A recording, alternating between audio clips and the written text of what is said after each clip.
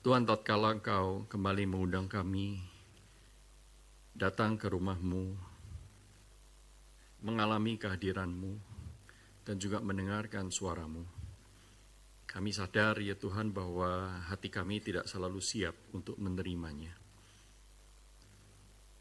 Kami lebih mudah untuk berpikir bahwa semuanya ini terjadi karena kami terbiasa.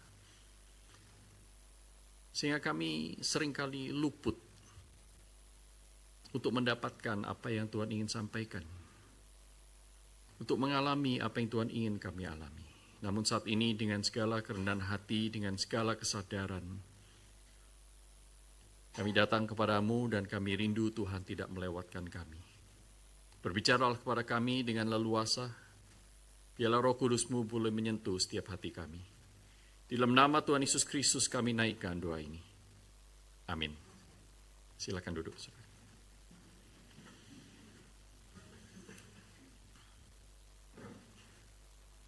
Hari ini adalah bagian dari seluruh rangkaian khotbah tentang khotbah di bukit ya.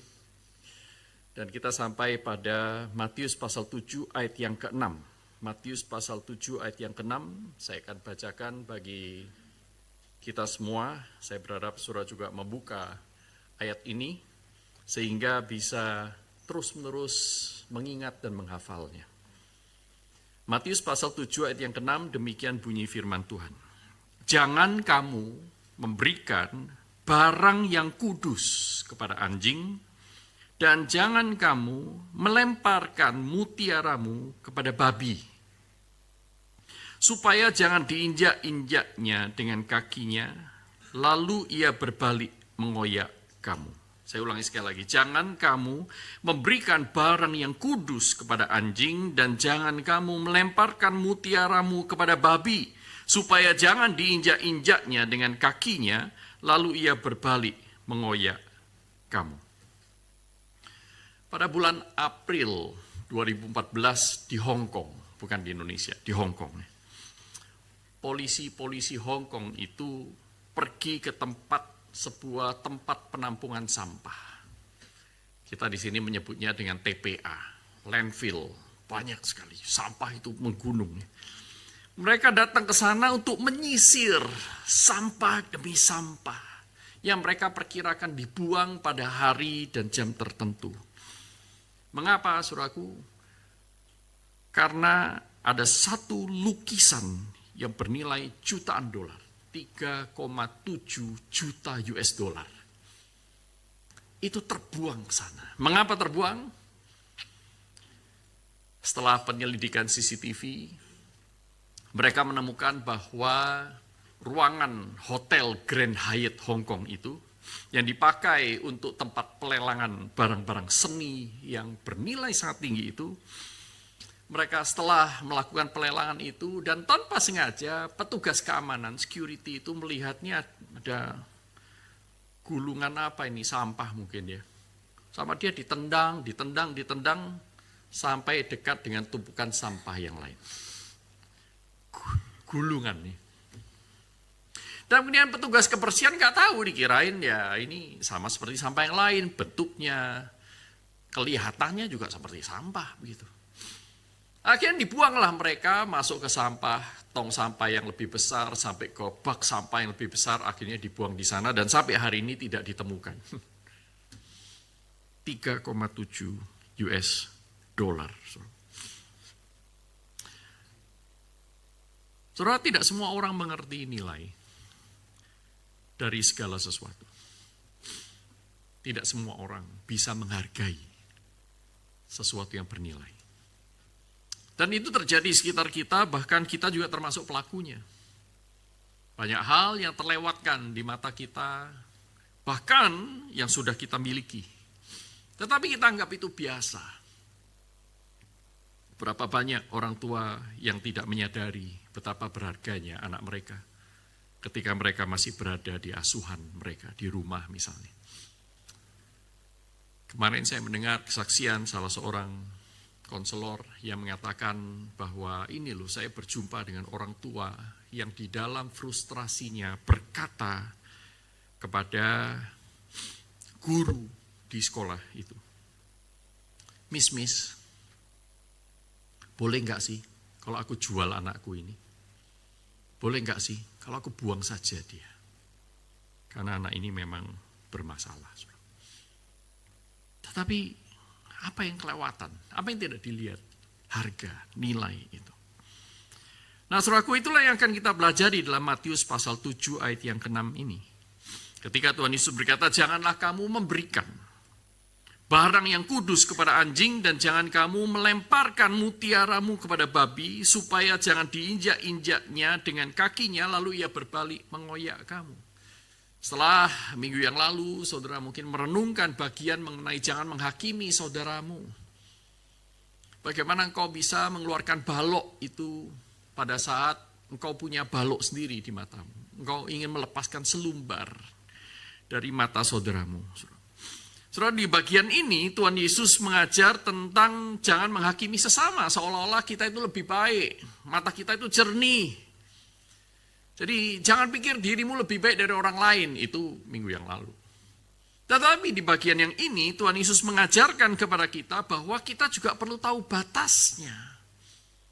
Kita juga harus bisa memiliki bijaksana untuk membedakan mana di antara sesama yang perlu diperingati dan mana yang perlu dibiarkan saja. Bagaimana kita harus menahan diri untuk tidak memberikan sesuatu yang berharga itu. Seorang teolog bernama Dale Ellison di dalam bukunya yang sangat terkenal The Sermon on the Mount, khotbah di bukit. Dia berkata bahwa Matius pasal 7 ayat 1-5 itu mengajar agar kita tidak terlalu keras kepada sesama kita. Tetapi pada pasal yang ke-6 ini juga mengajar kita agar kita tidak terlalu lembek kepada sesama kita.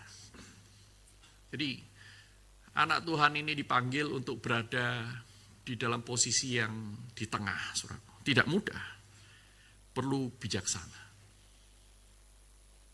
Nah, ada beberapa pelajaran penting yang kita bisa pelajari dan gali dari bagian ini. Yang pertama adalah, mari kita tidak menjadi orang yang asal-asalan. Tetapi menjadi orang yang berpikir sebelum bertindak. Tidak asal-asalan, berpikir sebelum bertindak. Saudaraku, sejarah gereja menafsirkan bagian ini, pasal 7 ayat yang ke-6 ini bermacam-macam. Barang yang kudus itu menurut Didache, satu dokumen kuno mengenai katekismus, orang-orang Kristen diajarkan supaya tidak memberikan perjamuan kudus kepada orang yang belum percaya. Nah, itu dianggap barang yang kudus itu adalah perjamuan kudus. Sehingga sampai hari ini kita mempercayainya, entah dikaitkan dengan Matius 7 ayat atau Matius 7 ayat yang ke-6 atau enggak, itu urusan belakang. Tetapi di gereja kuno melakukannya atas dasar Matius 7 ayat 6 ini. Supaya orang tidak mengambil perjamuan kudus itu asal-asalan dan justru menambahkan dosa dalam diri mereka. Itu alasan gereja pada hari ini pada umumnya. Agustinus misalnya mengajarkan bahwa orang percaya itu hendaknya tidak membagikan misteri iman kepada orang-orang yang belum percaya. Misteri iman. Karena apa? Ya orang yang belum percaya tidak akan mengerti. Faith seeking for understanding. Orang yang beriman itu selalu mencari pengertian. Tetapi orang yang tidak beriman selalu mencari kesalahan-kesalahan. Itulah sebabnya berdebat dengan orang yang tidak percaya kepada Tuhan mengenai Alkitab, di satu sisi itu menjadi pemberitaan Injil, menjadi apologetika, tetapi harus tahu batasnya. Sampai pada satu titik, kita tidak perlu bicara lagi. Satu kali saya terlibat di dalam perdebatan di kolom Threads. Ya, sekarang banyak anak muda main Threads, saya coba masuk di sana dan saya menemukan satu posting bahasa Inggris yang meragukan tentang kebangkitan Tuhan Yesus. Maka saya menuliskan, ya karena sangat terbatas ya ruangnya ya, saya menuliskan di sana bahwa ahli-ahli sejarah dan pakar-pakar yang menyelidiki tentang bukti-bukti itu sampai hari ini tidak ada yang memberikan sanggahan yang cukup untuk membatalkan kesaksian mengenai kebangkitan Kristus. Saya ingin mengatakan bahwa kebangkitan Kristus itu fakta, Bukti-buktinya banyak dan sudah diverifikasi oleh orang-orang yang tidak percaya Yesus sekalipun. Lalu mengapa engkau nggak percaya? Gitu, sederhananya begitu. Wah, kemudian saya dihujani oleh cemoohan, saudaraku. Wah, kamu ini pasti orang fanatik, kamu ini fundamental, kamu ini tidak belajar sejarah, kamu tidak baca ini, tidak baca ini. Banyak banget saya kalau mau jawabin satu-satu juga bisa, tapi saya tidak terpanggil untuk itu, maaf gitu. Saya pikir, waduh, ini memang bukan arenanya. Kemudian saya mendapatkan ayat ini, saya pikir, puji Tuhan, saya melakukan hal yang benar. Kalau orang itu sudah nggak mau percaya, saudaraku, saudara ngomong apapun sampai berbusa, dia tidak akan membuka hatinya. Sama seperti bagaimana saudara bisa menjelaskan warna hijau kepada orang yang buta. Gimana cara jelasin? Coba bayangin, saudara punya teman, tidak bisa lihat apa-apa, buta. Kemudian jelaskan kepada dia bedanya hijau dengan kuning. Itu kalau bukan anugerah nggak bisa tahu, saudaraku. Kira-kira seperti itu. Hati kita itu tidak bisa mengerti Tuhan, Allah, misteri iman. Nah ini kalau menggunakan cara membacanya Agustinus. Misteri iman itu hanya untuk orang percaya. Karena faith seeking for understanding. Saudaraku, ada banyak sekali macam-macam penafsiran. Yang terakhir saya mau bagikan itu adalah dari Bonhoeffer ya. Dietrich Bonhoeffer mengikuti Martin Luther mengatakan bahwa kita harus membatasi waktu dan energi kita untuk orang-orang yang memang mengeraskan hatinya. Beranjak dari sini. Tapi kalau kita lihat lagi bagian ini, selidiki lagi, ternyata saudaraku, waktu Tuhan Yesus berkata jangan memberi barang yang kudus kepada anjing-anjing. Itu sebenarnya Tuhan Yesus sedang mengutip Mishnah. Mishnah itu adalah dokumen Yahudi, saudaraku. Buku pegangan dalam kehidupan agama Yahudi. Tuhan Yesus mengutipnya dan menggunakannya untuk tujuannya sendiri. Nah yang dikutip itu adalah mengenai aturan para imam untuk tidak memberikan daging yang sudah dikurbankan kepada Allah kepada anjing-anjing yang kelaparan. Anjing-anjing. Karena apa? Karena ini adalah barang yang kudus, sudah dipersembahkan kepada Allah, sesuatu yang bernilai, sesuatu yang berharga, sesuatu yang bukan hanya memiliki nilai fisik, nilai sosial, nilai psikologis, saudaraku, tetapi sudah mempunyai nilai spiritual. Orang yang mempersembahkannya itu melihat bahwa ini adalah persembahanku. Kuberikan kepada Tuhan. Saudara bayangkan lalu kemudian diberikan kepada anjing. Orang itu kan sakit hati, saya sudah mengumpulkan duit, ya, saya bukan orang yang kaya, gitu. Saya sudah menyiapkan ini betul-betul supaya Tuhan itu berkenan. Dikasih kepada anjing, kan marahnya. Maka imam itu membuat sebuah peraturan, jangan memberikan barang yang sudah dipersembahkan sebagai korban kepada Allah kepada anjing. Itu tidak sopan, menyakiti hati nurani orang lain, dan lain-lain. Tetapi Tuhan Yesus menggunakannya dengan cara yang berbeda. Tuhan Yesus menggunakannya sebagai sebuah gambaran. Ia mengajak kita, saudara dan saya khususnya, untuk kembali berefleksi. Untuk mengambil tindakan itu dengan berpikir terlebih dulu. Jangan memberi. Mengapa? Karena mereka anjing. Kita perlu menilai dengan bijak sebelum memberi atau melakukan sesuatu yang bernilai atau berharga, apalagi yang bernilai kekal. Mari kita berhenti sejenak di sini. Saudara berpikir sebelum bertindak, saudara tidak perlu baca Alkitab untuk mengerti bahwa ini adalah sebuah kebenaran. Orang-orang agama lain juga akan mengatakan versi yang sama. Pikir dulu, jangan cepat-cepat lakukan. Ya, saudara mungkin sudah dengar ini.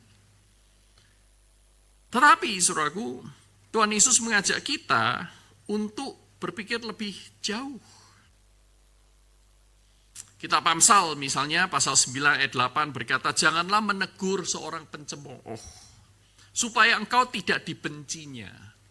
Tegurlah orang bijak, maka engkau akan dikasihinya. Amsal 23 ayat 9 berkata, jangan berbicara di telinga orang bebal, sebab ia akan meremehkan kata-katamu yang bijak. Nah, jadi memang hal yang baik itu tidak selalu cocok untuk diberikan kepada semua macam orang. Dan ini adalah sebuah kebenaran umum yang saudara dan saya tahu, bahkan tidak harus baca Alkitab untuk mengetahuinya, dan saya 90% yakin dua ayat di Amsal yang saya bacakan, saudara mungkin tidak pernah ingat pernah membacanya. Tetapi itu ada di Alkitab. Nah, Tuhan Yesus ingin mengaplikasikan kebenaran yang umum ini kepada konteks yang lebih spesifik. Karena dia memilih sesuatu yang berharga. Nah, ini barang-barang yang kudus. Jadi ini bukan hanya nasihat, teguran diberikan kepada orang yang bisa menerimanya, bukan. Tetapi sesuatu yang bersifat kudus. Sesuatu yang berharga, sesuatu yang bernilai kekal, saudara. Barang-barang yang kudus ini apa? Barang-barang kudusnya adalah hal-hal yang rohani. Agustinus menyebutnya sebagai misteri iman. Barang-barang yang rohani, yang berharga, yang disamakan bahkan dengan permata. Beberapa peneliti lain mengatakan bahwa itu kayaknya Matius salah kutip. Barang-barang yang kudus itu kalau kita lihat di bahasa aslinya, bahasa Ibrani itu kudus itu menggunakan kata kadosh, kadash. Tetapi ada padanannya namanya kadasya, ya, hanya beda vokal, dan di dalam huruf Ibrani vokal itu tidak ditulis. Sehingga ini kemungkinan besar artinya adalah anting-anting atau perhiasan. Sehingga sebenarnya, bahkan William Barclay percaya hal ini, sebenarnya bunyi dari Matius 7 ayat 6 itu adalah, janganlah kamu memberikan perhiasan kepada anjing dan jangan kamu melemparkan mutiara kepada babi. Nah, kan lebih paralel. Satu perhiasan, satu permata, sama. Tetapi ditemukannya kitab Misna yang merupakan kutipan langsung yang digunakan oleh Tuhan Yesus mematahkan interpretasi ini. Jadi Tuhan Yesus ingin secara khusus, ingin saudara dan saya aware atau sadar bahwa ada di dunia ini yang namanya barang-barang yang kudus. Saya tidak bicara tentang barang, tetapi hal yang kudus. Hal-hal yang berkaitan dengan Allah. Hal-hal yang mempunyai kebenaran kekal. Dan inilah yang kudus. Termasuk juga pemberitaan Injil. Firman Tuhan. Pemberitaan Injil, kesaksian Injil lewat perkataan maupun perbuatan orang percaya. Termasuk juga teologi-teologi dan doktrin yang membahas kitab suci. Itu adalah barang-barang yang kudus. Menurut Matius 7 ayat 6. Tuhan mengajak kita untuk tidak memperlakukan hal-hal yang kudus ini sebagai suatu hal yang murahan. Dipercakapkan sambil lalu, menjadi bahan cemoohan dan ejekan. Banyak sekali di media sosial, saya sampai gregetan tapi juga bingung. Saudara. Apa yang saya bisa lakukan? Termasuk orang-orang Kristen. Menyebutkan nama Allah dengan tidak hormat. Melanggar perintah yang kedua dalam hukum Allah. Saudara. Dengan menjadikan hal-hal yang kudus itu joke. Kalau orang-orang yang tidak percaya kepada Tuhan, kita bisa paham. Karena dia memang tidak percaya, kita tidak bisa mengharap mereka menghargai Allah kita. Tetapi ini anak-anak Tuhan. Sekalipun disebutkan, sorry ya kalau menyinggung sebagian orang. Tapi saya tidak tahan untuk membagikan joke ini. Lalu dia jadikan isi Alkitab itu joke. Saudaraku, kita perlu bijaksana, berpikir dulu sebelum bertindak. Karena tindakan itu akan membuahi dosa yang sebenarnya sudah bercokol dalam hati kita. Yang kedua, ketika kita belajar untuk tidak berpikir pendek, tidak impulsif, pikir dulu, renungkan dulu. Nah kemudian sekarang bagaimana merenungkannya, apa yang direnungkan, khususnya mengenai hal-hal yang kudus. Dalam bagian ini secara khusus, sekalipun bagian-bagian lain di Alkitab berbicara tentang aspek yang lain, tetapi di bagian ini Tuhan ingin mengajak saudara dan saya memikirkan dua aspek, yaitu mengenai siapa dan apa. Siapa ini adalah penerima apa yang kita ingin bagikan. Apa? Itu adalah berkaitan dengan konsekuensi ketika kita sudah membagikannya. Mari kita lihat satu persatu, saudaraku. Tuhan Yesus mengajak kita untuk kembali sadar akan fakta bahwa tidak semua orang siap menerima barang-barang yang kudus. Tidak setiap orang siap untuk memikirkan hal-hal yang dari Allah. Ini sudah pasti. Saudara dan saya pun gak siap. Tidak selalu siap. Itu sebabnya kita menganjurkan kan ya. Kalau mau saat teduh baca Alkitab, doa dulu. Kenapa doa? Bukan karena kebiasaan, bukan karena mantra, supaya mendapat sesuatu, enggak. Tetapi doa sebelum kita membaca Alkitab, doa sebelum beribadah, doa sebelum mendengarkan firman Tuhan, itu semata-mata adalah satu wadah, satu wujud saudara dan saya itu mengaku kepada Tuhan, Tuhan, aku enggak sanggup. Kerendahan hati. Maka kita itu minta kepada Tuhan. Mengapa kita minta? Karena Tuhan mau kita meminta. Mintalah engkau akan mendapatkan. Carilah engkau akan menemukan. Ketoklah pintu akan dibukakan. Tetapi berapa banyak kita berdoa pun berdoa secara murahan. Maaf. Berdoa hafalan yang kita sendiri tidak memaksudkannya. Berapa banyak di antara saudara yang berdoa karena hafalan? Salah satu ciri orang yang berdoa hafalan itu doa makan. Saya ketangkap basah oleh salah satu pemuda binaan saya beberapa waktu yang lalu, beberapa tahun yang lalu. Kok doa makannya 2 kali? Ada yang pernah 2 kali? Kenapa 2 kali? Karena lupa, tadinya sudah doa lalu doa lagi. Karena apa? Doanya kebiasaan. Tapi ya sebagai hamba Tuhan saya jawabnya lain, saudara. Saya jawabnya begini, tapi jangan ditiru. Hamba Tuhan tuh berdoa lebih banyak daripada jemaatnya, saya bilang. Jemaat doa sekali, untuk makan saya 2 kali.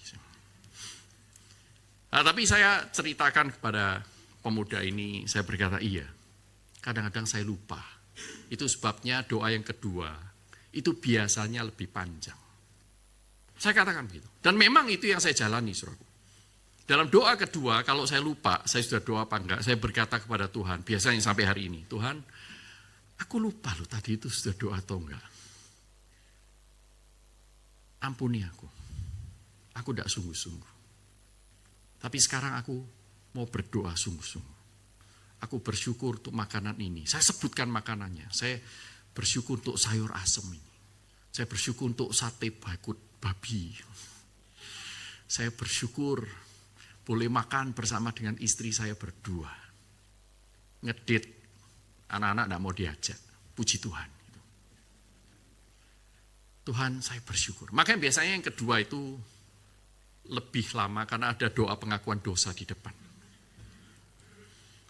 Ini barang kudus. Hal kudus. Saudara itu sedang berhadapan dengan Allah. Di atas segala Allah raja, di atas segala raja. Maha tinggi di antara segala sesuatu yang ada di bumi. Siapa yang bisa dibandingkan dengan dia? Lalu ketika kita membaca firman Tuhan, ini firman-Nya, Khalik langit dan bumi yang kita ikrarkan setiap minggu. Tetapi kita menganggapnya, yang penting sudah baca. Saudara tidak akan melakukannya kepada guru Anda, saudara tidak akan melakukannya kepada orang tua Anda, saudara bahkan tidak akan melakukannya kepada presiden. Kalau presiden memberikan titah, saudara akan kerjakan saat itu juga. Secepat mungkin selesai. Sehingga saudara bisa lapor, sudah selesai Pak, bagus. Tetapi kepada Tuhan, ya ampun saudara, betapa kita tidak menghargainya. Maka kita perlu menilai orang lain ini juga menghargai ya Pak. Siapa yang akan menerima sharing kita? Pemberian berharga dari Allah yang Tuhan percayakan, titipkan kepada kita untuk dibagikan kepada Dia. Siapa ini? Memang saudaraku memberitakan Injil itu harus kepada semua orang. Tetap Injil memang dibutuhkan oleh semua orang, tetapi tidak semua orang siap. Jadi orang macam apa yang Tuhan Yesus maksud di sini ketika ia menyamakan orang-orang yang tidak layak untuk menerima barang kudus ini dengan anjing ataupun babi. Ketika saudara mendengarkan kata anjing babi, orang modern sekarang mungkin agak terbelah ya. Sebagian akan merasa tersinggung karena saya bukan binatang. Kita tidak boleh memperlakukan orang lain sebagai binatang juga ya. Tetapi sebagian lagi agak moderat. Karena apa? Anjing-anjing sekarang hidupnya lebih nyaman daripada manusia. Termasuk babi-babi. Yang dimaksud oleh Tuhan Yesus dalam konteks 2000 tahun yang lalu itu bukan anjing peliharaan, golden retriever, husky, pug, pomeranian, shih tzu, yang lucu-lucu, so cute. 1 bulan sekali pergi salon. Bukan. Tetapi anjing yang liar, tidak ada yang pelihara, anjing yang kotor, anjing yang cari makan itu di tumpukan-tumpukan sampah di pinggir kota. Anjing yang jahat, sebagian mungkin terkena rabies. Suka menggigit orang lain, suka dianiaya, maka dia melawan setiap orang yang mendekat kepadanya. Ini anjing seperti ini yang dimaksud oleh Tuhan Yesus. Babi itu juga bukan babi peliharaan hari ini. Kemarin saya iseng-iseng ngecek saudaraku, babi peliharaan. Ternyata namanya micropig. Babi mikro, kecil. Segini saudara. Kalau saudara tertarik harganya 5-13 juta. Tidak bisa besar dia. So cute. Dikasih pita, kasih baju. Tapi bukan itu yang Tuhan Yesus maksud. Yang Tuhan Yesus maksud adalah babi menurut orang Yahudi. Babi itu unclean. Babi itu hewan yang najis, berkuku belah. Saudaraku. Orang Israel tidak boleh mempersembahkan babi. Itu sebabnya mungkin Tuhan pakai ini untuk orang Yahudi. Kalau untuk orang Chinese nggak cocok. Saudaraku. Babi itu jorok. Sukanya itu hidup di dalam kubangan. Kubangan lumpur. Untuk melindungi dia dari gangguan serangga-serangga. Maka dia sengaja melumuri tubuhnya dengan lumpur. Dan lumpur juga menghalangi dia untuk kehilangan cairan-cairan. Jadi diberikan insting oleh Tuhan untuk mempertahankan dirinya begitu rupa. Tetapi yang dimaksud bukan itu. Anjing dan babi ini merujuk kepada orang-orang yang menyukai hal-hal yang kotor. Orang-orang yang pada dirinya itu ada banyak sekali kejahatan. Mereka menyukai kejahatan. Bukan orang yang normal-normal. Yang kadang-kadang jahat, kadang-kadang baik. Tetapi orang yang memang di dalam dirinya itu wicked. Jahat. Ingin melukai. Menyukai hal-hal yang kotor. Omongannya kotor. Pikirannya kotor.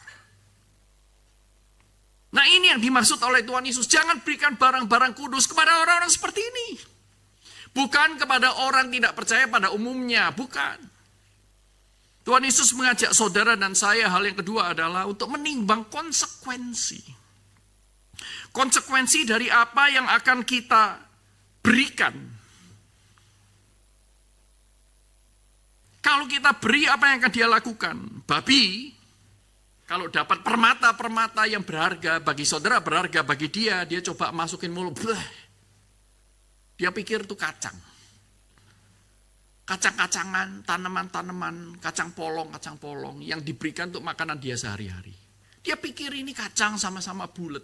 Waktu dimakan, wah tidak ada rasanya. Dilepeh, diinjak-injak ke dalam lumpur. Dia tidak tahu makna, harga, dan nilai permata. Demikian pula anjing, saudaraku. Anjing itu juga tidak akan menganggap barang yang kudus itu sesuatu privilege, sebuah hak istimewa, sesuatu yang jauh lebih berharga dari apapun yang dia pernah makan, bahkan lebih berharga dari semua yang dia makan seumur hidup.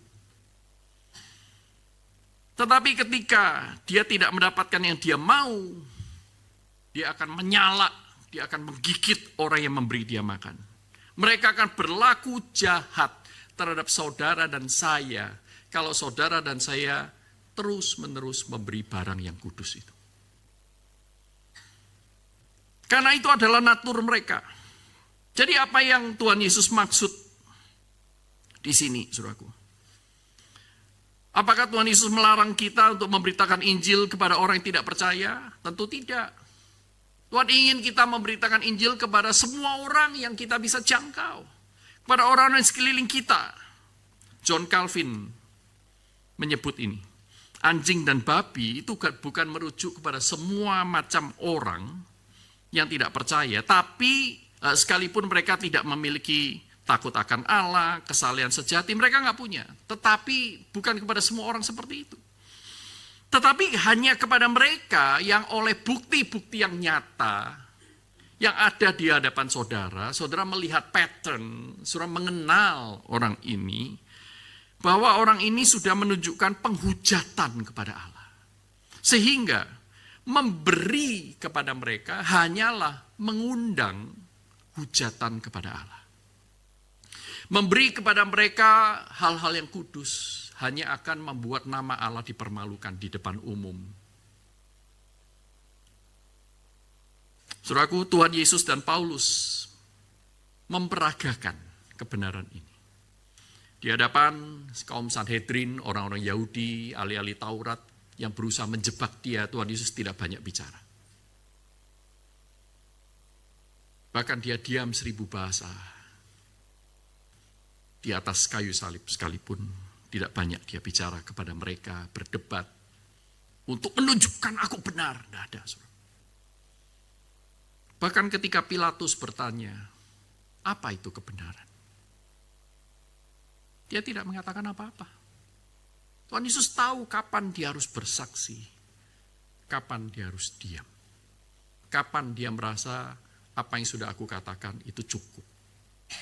Inilah orang yang berhikmat dan bijaksana di dalam memperlakukan barang-barang atau hal-hal yang kudus dari Allah. Dan Tuhan Yesus bahkan mengajarkan, saudaraku, dalam Matius 10 ayat 14, ketika dia mengutus murid-muridnya berdua-berdua pergi ke kota-kota, ketok pintu door to door untuk memberitakan Injil. Dia berkata, apabila seseorang tidak menerima kamu dan tidak mendengar perkataanmu, artinya tidak menerima Injil yang diberitakan para murid, keluarlah dan tinggalkanlah rumah atau kota itu dan kebaskanlah debunya dari kakimu. Dalam 2 Timotius 2 ayat 23, Rasul Paulus menasihati Timotius dan berkata, hindarilah persoalan-persoalan yang dicari-cari, yang bodoh dan tidak layak. Engkau tahu bahwa persoalan-persoalan itu menimbulkan pertengkaran. Rasul Paulus juga melakukan hal yang sama dalam Kisah Rasul pasal 13 dalam kejadian di Ikonium. Ketika orang-orang Yahudi itu berusaha menangkap dia, memutarbalikkan perkataannya, dia keluar dari Ikonium. Pasal 18 kitab Korintus, dia juga melakukan hal yang sama. Pasal 28 Kisah Rasul, dia juga melakukan hal yang sama di Roma. Tidak semua orang yang membutuhkan Injil itu layak mendapatkan Injil itu. Mungkin belum waktunya. Belum waktunya. Dan kesaksian-kesaksian yang sudah ada itu sudah cukup sehingga tidak perlu ditambah lagi untuk nambahin dosa mereka. Saudara yang terkasih dalam Tuhan, perintah Tuhan Yesus untuk kita hari ini itu jelas. Jangan bagikan hal-hal rohani yang berharga itu kepada mereka yang akan menghina dan menghujatnya. Tetapi, saudaraku, waktu saya pikir-pikir lagi, apakah ini masalah gereja hari ini? Saya pikir bukan. Problem kita hari ini itu bukan bagaimana kita bisa membagikan dengan bijak. Tetapi problem kita itu adalah apakah anak-anak Tuhan yang mengaku diri Kristen ini sebenarnya betul-betul sudah memiliki permata dan barang-barang berharga itu. Apakah saudara dan saya sudah memilikinya? Apakah saudara dan saya kalau sudah memilikinya, memiliki keinginan untuk membagi-bagikannya karena ini sangat berharga dan sangat mengubah hidup orang lain di sekitar kita. Jika saudara dan saya sudah memilikinya, mengapa tidak membagi-bagikannya kepada orang-orang di sekitar kita? Mengapa kita tidak memberitakan Injil yang sangat berharga dan bernilai itu? Mengapa kita seolah-olah tanpa terucap ya, kita menyerahkan pekerjaan pemberitaan Injil itu kepada pendeta penginjil, tim besuk, tim PI. Sementara yang lain itu tidak melakukan dan mengatakan, ya aku kan punya bagianku memberi persembahan, cukup. Berarti kita tidak ngerti, kita belum menerima hal yang kudus itu karena firman Tuhan juga berkata bahwa apapun yang kamu lakukan kepada saudaramu yang paling hina itu engkau lakukan untuk aku. Apakah kita memberitakan Injil? Kalau ada di antara saudara saat ini berkata, aku kepingin tapi tidak tahu caranya. Apakah sudah pernah menanyakan, minta dilatih, minta diajari?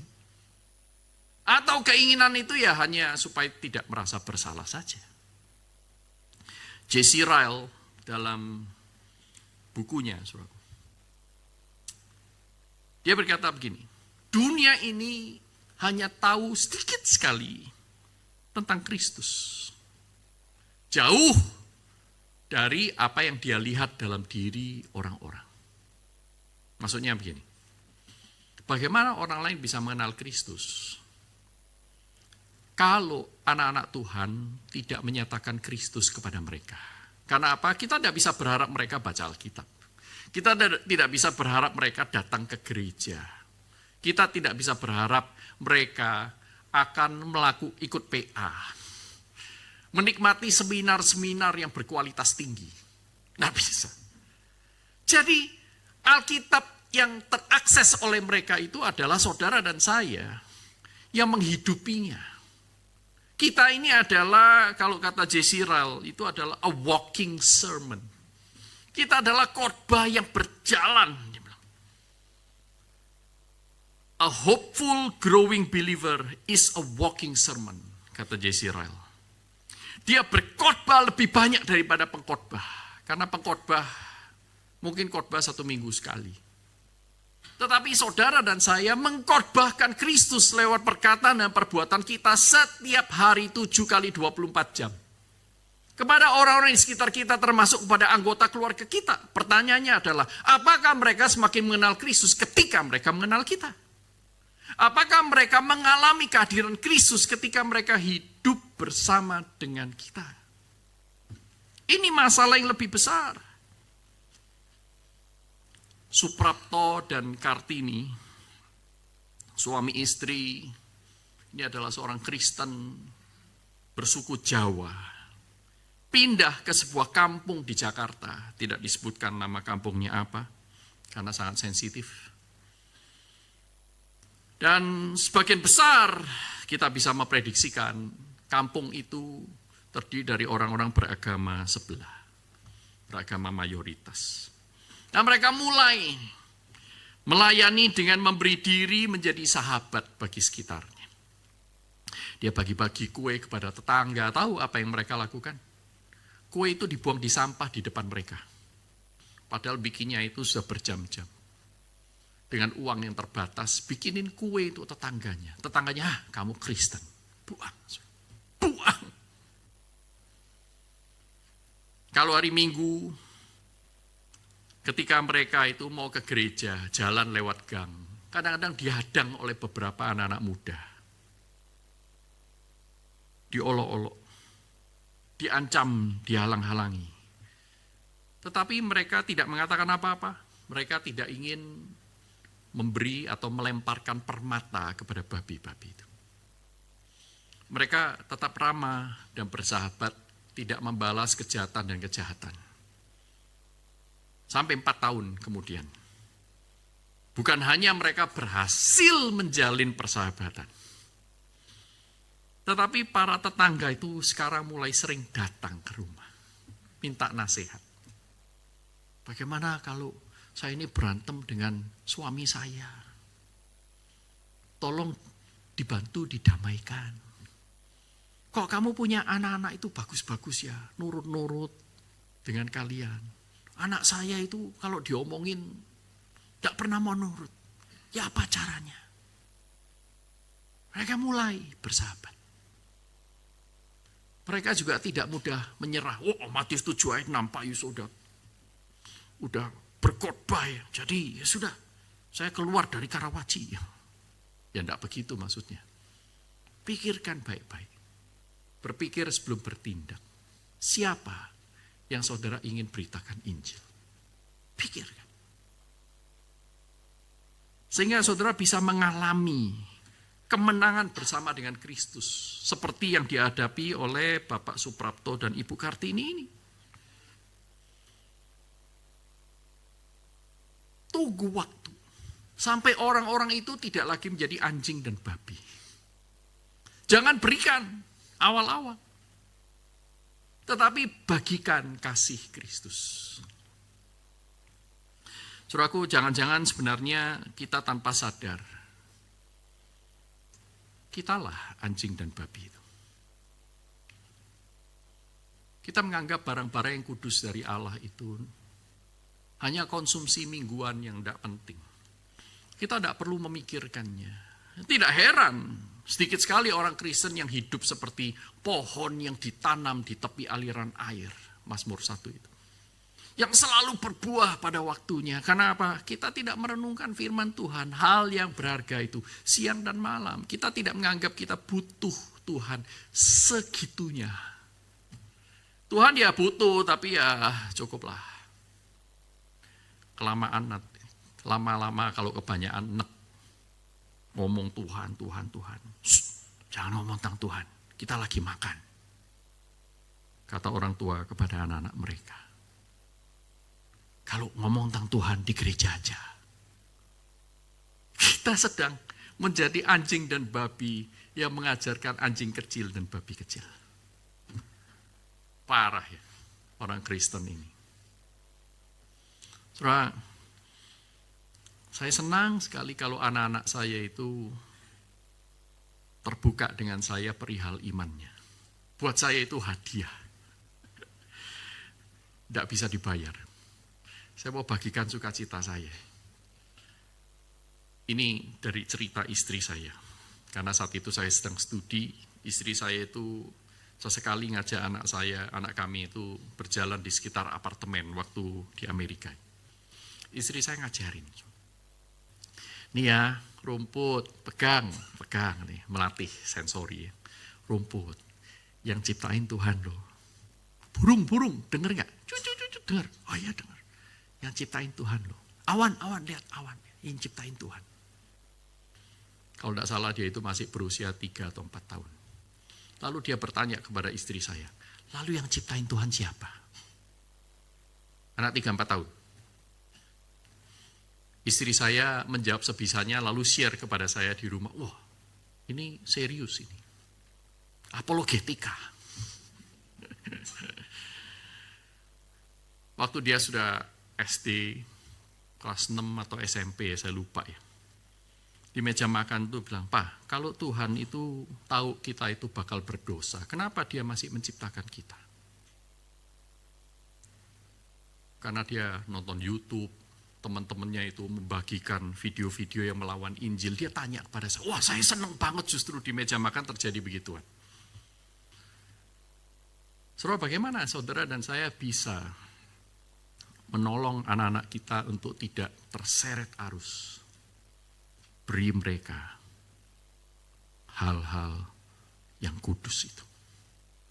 Ketika mereka mengecap hal yang kudus, yang lain menjadi hambar.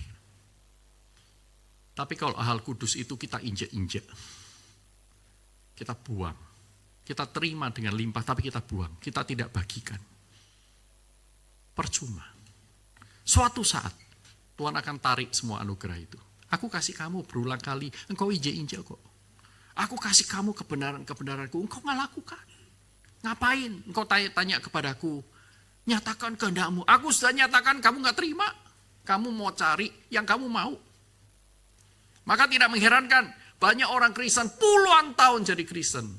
Tanyanya kepada Tuhan, Cuman satu, Tuhan nyatakan kehendak-Mu. Alkitab ini loh, isinya kehendak Tuhan.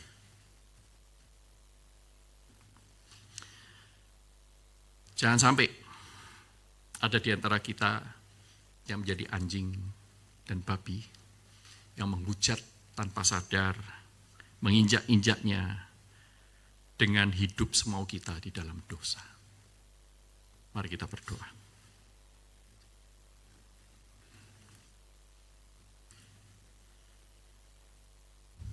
Tuhan, ampuni kami jika kami tidak menghargai hal-hal yang kudus dari-Mu.